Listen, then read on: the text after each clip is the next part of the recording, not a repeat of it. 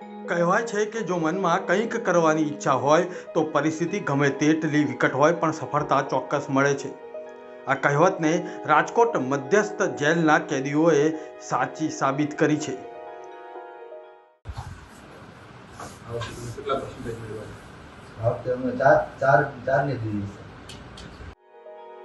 Gujarat board દ્વારા જાહેર કરવામાં આવેલા ધોરણ 10 અને 12ના પરિણામોમાં રાજકોટ જેલના કાચા અને પાકા કામના કેદીઓએ મેદાન માર્યું.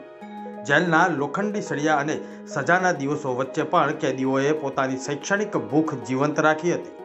જેલ પ્રશાસન દ્વારા આપવામાં આવેલી સુવિધાઓ અને કેદીઓની રાત દિવસની મહેનતને પરિણામે અનેક કેદીઓ સારા માર્કે ઉત્તીર્ણ થયા છે.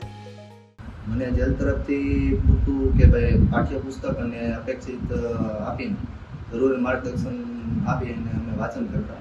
અમને ટાઈમ મળતો એટલે 2 થી 3 કલાક અમે વાંચતા અને કપડા સ્ટોરમાં કામ કરતાં સાઈડમાં અમે સમય કાઢીને વાંચતા. વાંચનમાં સાઈડમાં અમે કામ કરતાં અમને સમય મળતો કે 2 થી 3 કલાક કે કલાક એ રીતે અમે વાંચન કરી અમે પરીક્ષામાં પાસ કર્યું. વિષયમાં 4 હતા કે હિસ્ટ્રી, પછી આપણે ભૂગોળ, મનોવિજ્ઞાન, ઇંગ્લિશમાં થોડુંક લો રહ્યું પણ વાંધો ન પડ્યો, વાંચીને પાસ કરી. જેલની પૂરતી મહેનત, પૂરતું માર્ગદર્શન જો મને નહીં ખબર પડતી તો હું આગળ અમારા જસ્મીનભાઈ છે ને પૂછીને માર્ગદર્શન લઈને હું આગળ વધતો વાંચન કરતો.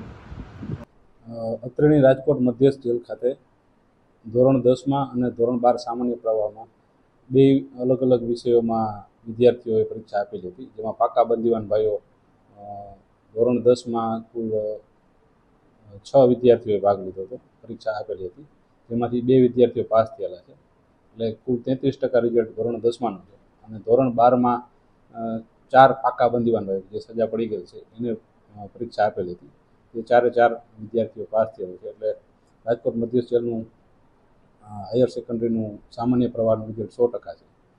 અને આના માટે આપણે તેને અલગથી વાંચન માટેની વ્યવસ્થા કરી દીધેલી હતી. અને અભ્યાસ કરવા માટે જે કાંઈ જરૂરી હોય સંદર્ભ સાહિત્ય અને પાઠ્યપુસ્તકો અહીંથી પૂરા પાડવામાં આવેલા હતા. અને જેલમાં શિક્ષણ વિભાગમાં કામ કરતા કર્મચારીઓ એના માટે ખૂબ જ મહેનત કરેલી હતી. અને એના લીધેથી આજે આપણે આટલું સારું રિઝલ્ટ લાવી શક્યા. અને ઘણા બધા કેદીઓ એવા છે આ પૈકીના જે સાથે જેલની અંદર કોઈ પણ કોઈ કામ સોંપણી કરેલી કામ પણ કરતા હતા. કામ કરતાં એને અભ્યાસ કરી અને આ રીતે પરીક્ષામાં ઉત્તીર્ણ થયેલા છે.